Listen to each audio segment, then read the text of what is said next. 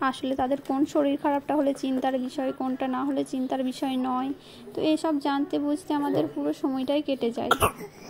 10টা একটু নাস্তা করব, তার জন্য আমি একটু বিট, একটু গাজর, ক্যাপসিকাম সব বানিয়ে নিচ্ছি।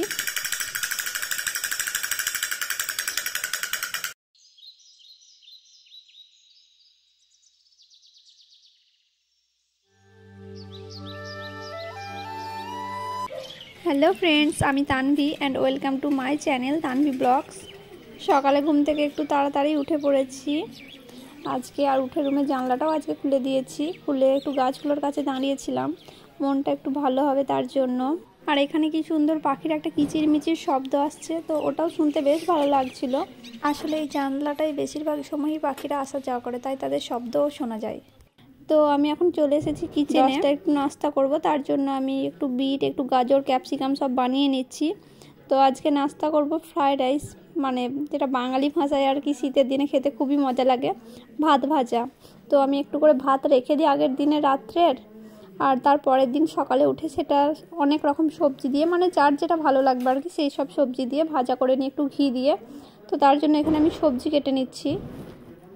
আমরা যেহেতু 2 জন খাবো, তাই এতটা সবজি লাগবে না, তাই অল্প অল্প করে নিচ্ছি। আর প্রত্যেক দিন সকালে উঠে কি নাস্তা করব এটা ভাবতে ভাবতেই সময় চলে যায়। আর যেহেতু আমার ছোট বাচ্চা আছে, তো তার কারণে ভাবতে যেয়ে যদি আমি সময় নষ্ট করে ফেলি, তো তারপরে দুপুরে রান্না আছে, তো দেরি হয়ে যায়। তার জন্য আমি একটু করে ভাত রেখে দিই, আর এটা খেতে খুব ভালোও লাগে।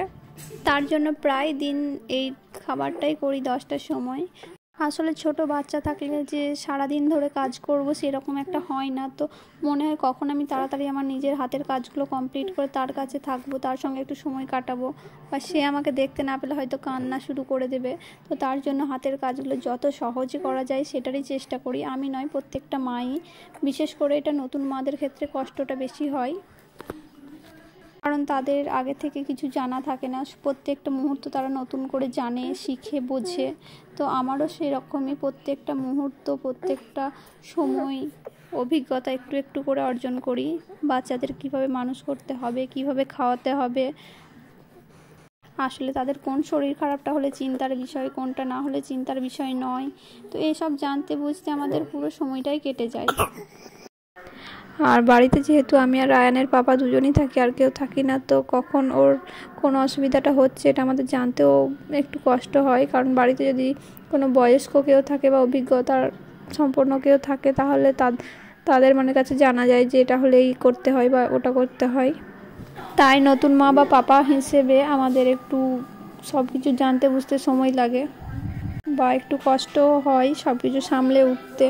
কিন্তু এর মধ্যেও যে এতটা আনন্দ আছে, তো সেটা মা বাবা হওয়ার পরে আমরা বুঝতে পেরেছি। কারণ নিজেরা সব কিছু উপভোগ করার পরেই বুঝতে পারছি যে এটা করলে এটা করতে হয়, বা এটা হলে এটা করতে নেই।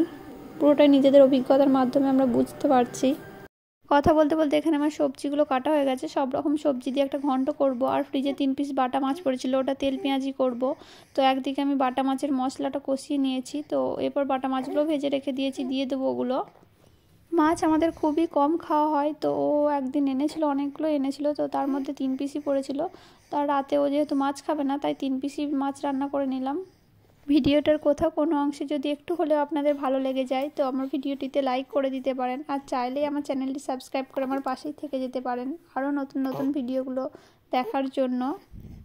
সবজিগুলো আমি সব কড়াইয়ে দিয়ে দিয়েছি, আর হালকা করে ভেজে নেব, খুব বেশি ভাজবো না, কারণ খুব বেশি ভাজলে সবজির যে টেস্ট সেটা নষ্ট হয়ে যাবে, আর সবজির যে উপকারিতা সেটাও নষ্ট হয়ে যাবে।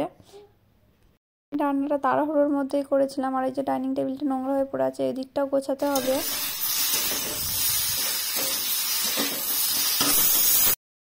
আর এই সবজি রান্নায় বড়ি দিলে আমার খুবই ভালো লাগে, তার জন্য অল্প একটু বড়িও ভেজে নিলাম।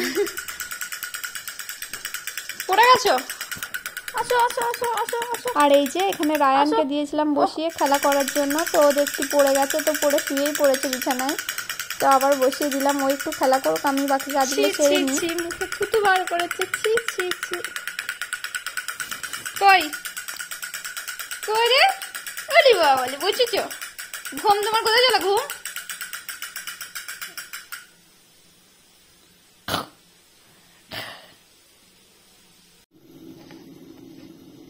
রান্না করবে আমার সাথে, করবে তুমি?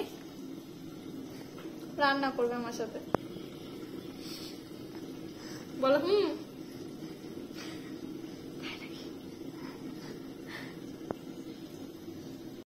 ওই যে ওখানে কতগুলো আছে ওগুলো দেখছি, ওগুলো কি বটে, ওগুলো কি?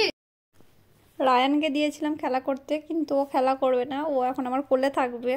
তার জন্য ওকে কোলে নিয়ে আমি কাজগুলো সারছি টুকটাক করে। কোলে কোলে রান্না করবে।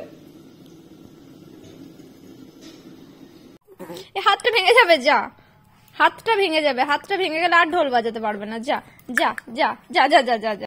আর এই যে তারপর আর ভিডিও অন করাই হয়নি, তো সন্ধ্যার সময় একটু ভিডিওটা অন করেছিলাম, ওর সঙ্গে আমি খেলা করছিলাম। ও না ওই পুতুলটার হাতটা টিপে ধরবে, আর হাতটা টিপে ধরলে তো ও আর ঢোল বাজাতে পারবে না, তখন আবার ওর রাগ হয়ে যাবে।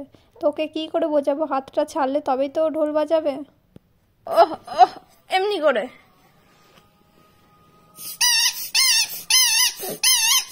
তাকাও। ওহ ওহ ওহ, বসো বসো।